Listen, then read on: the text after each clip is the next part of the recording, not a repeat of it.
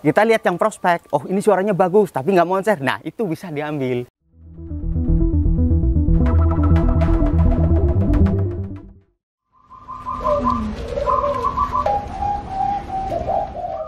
Assalamualaikum warahmatullahi wabarakatuh.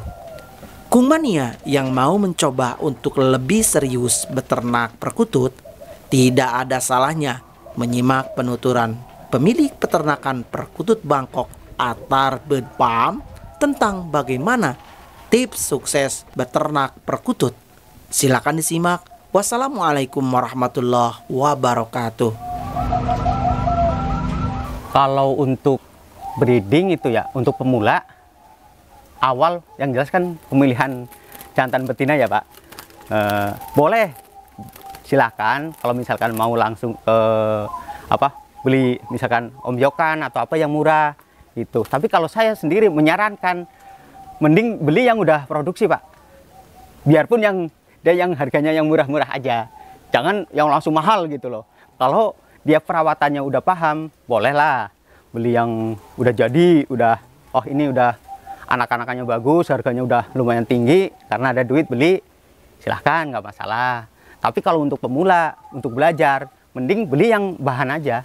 Dalam artian yang masih biasa lah, produksinya harganya masih murah.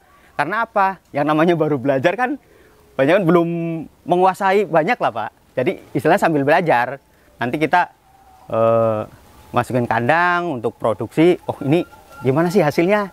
Nah ini perawatannya gimana sih? Nah kendala-kendala itu kan harus dipelajari Pak. Nggak cuma bisa diobrolin, harus dipraktekkan. Ya bisa dipelajarin, nanya-nanya, tapi kan aktualnya belum tahu. Nah kalau misalkan beli yang udah mahal puluhan juta, bahkan ratusan juta, nah ternyata baru di berapa hari karena salah perawatan, sakit, mati, kan sayang Pak. Nah kalau misalkan kita beli yang masih biasa, yang penting produksi aja dulu. Yang penting produksi, kita udah tahu selahnya nih.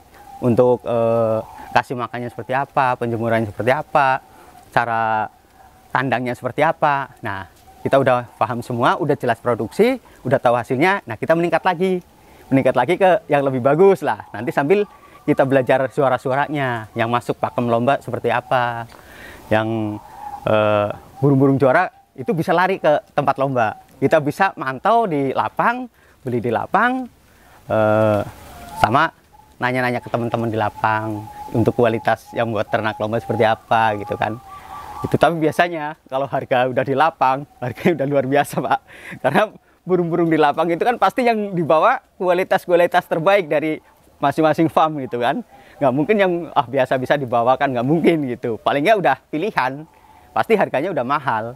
Ya kalaupun mau beli di lomba, kita pantau suaranya yang masuk spek. Nah itu jangan yang ambil yang juara Pak. Kalau misalnya dana kita minim gitu. Jadi kita lihat yang prospek, oh ini suaranya bagus tapi nggak moncer, nah itu bisa diambil. Itu biasanya lebih murah. Beda kalau udah suaranya bagus, udah moncer, juara di lapang, ya udah tahu sendirilah kualitasnya, harganya. Nah pasti lebih lah. Kalau untuk perawatan buat indukan lebih simpel Pak. Istilahnya paling kebersihan kandang aja sih Pak. Kebersihan kandang, cek makan minum, itu wajib lah tiap hari untuk cek makan minumnya ya. Kalau kandang sendiri ya harusnya bersih. Kebersihan kandang kan mendukung ke kesehatan burung itu sendiri Pak. Kalau pakan sendiri hampir sama yang buat anggungan kayak gitu Pak. Buat dikantung, buat lomba kayak gitu. Cuman kita mau lihat putih aja, kadang kasih campur beras merah, ketan hitam kayak gitu paling mah, buat sesekali aja. Tapi hari-harinya full biasanya millet putih utamanya mah. Kalau indukan suka dikasih vitamin Pak. Kasih vitamin, malah juga kita pakainya pakai ini Pak, vitamin buat ayam ya, buat ini cacing atau apa kayak gitu kan, buat kesehatan namanya vitamin kan kita, tapi yang buat ayam. Ini yang untuk ternak Pak, kita bikin atas bawah ini Pak.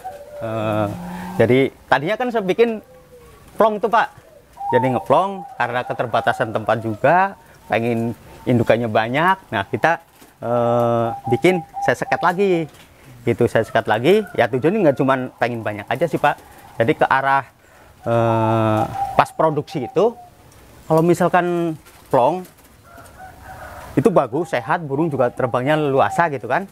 Cuman biasanya kalau anakan kecil dia baru belajar terbang Pak, pas turun suka nggak diopeni sama induknya.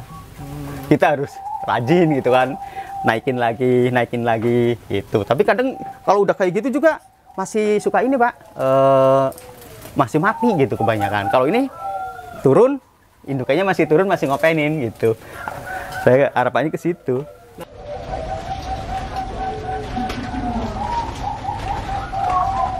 Kita lihat ke kandang umbaran Pak, buat piikan-piikan gitu kan. Ke kandang umbaran piikan-piikan yang baru biasa ngambil dari induk-induk. Ini kandang umbarannya Pak, ada 5 nih. Yang gede-gede ini. Ini 1, 2, 3, 4, 5 itu ada 5. Ada yang beberapa buat yang udah kepantau kita istilahnya buat misah aja gitu Pak. Kita misah. Ada yang dari indukan anakan-anakan itu dari indukan kita kumpul jadi satu. Ada yang udah kita pantau nih, kelompokin ke sini. Ada yang sortiran, ada yang ini masuknya ke umbar-umbaran gede. Jadi biar kita intinya biar nggak terlalu repot Pak. Kita ngerawat burung segini banyaknya, kalau digantung satu-satu kan lumayan repot. Nah kalau udah pantau speknya sama nih. Oh ini kelas-kelas piikan baru ngangkat, udah kelompokin di sini. Ini yang udah kepantau suaranya seperti ini ke sini. Nah seperti itu Pak. Nanti kalau udah banyak kayak gini kan bro, kita ngasih makannya nggak satu-satu, itu lebih menghemat waktu gitu Pak. Kalau di kandang umbaran nggak tentu ya Pak. Itu biasanya kita pantau, misalkan di yang gantungan-gantungan udah habis nih. Nah, kita ambil, kita jemur. Ini untuk penyebaran sendiri di sini udah bisa kejemur karena kita udah pakai atap yang tembus cahaya ini kan ya, udah yang plastik lah itu. Kalau ini kita buat mantau aja, biasanya kita ambil, jemur, kita pantau suaranya. Nah itu jadi nggak tentu, ada kadang sebulan 2 bulan kayak kita gantungin kayak gitu Pak.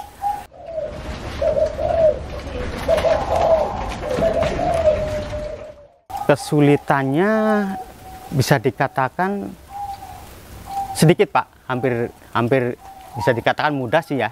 Paling kesulitannya waktu penjodohan Pak.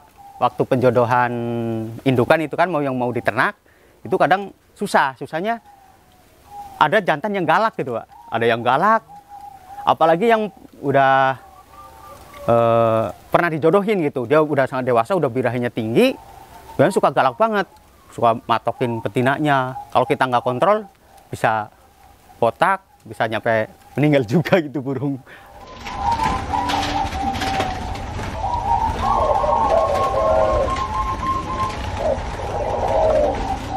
Kita belajar perkutut itu gampang lah. Kalau untuk ternak perkutut itu gampang. Tapi carilah peternak yang berkualitas, bertanggung jawab gitu. Kalau di Atar insya Allah kita utamakan silaturahmi. Dengan adanya silaturahmi kita bisa dengan sendirinya mengalir. Kalau kita udah percaya kan otomatis di sana, di sini itu. Intinya jaga kepercayaan lah nanti. Kalau mau ternak gampang, kesananya tinggal sambil belajar pasti insya Allah bisa gitu.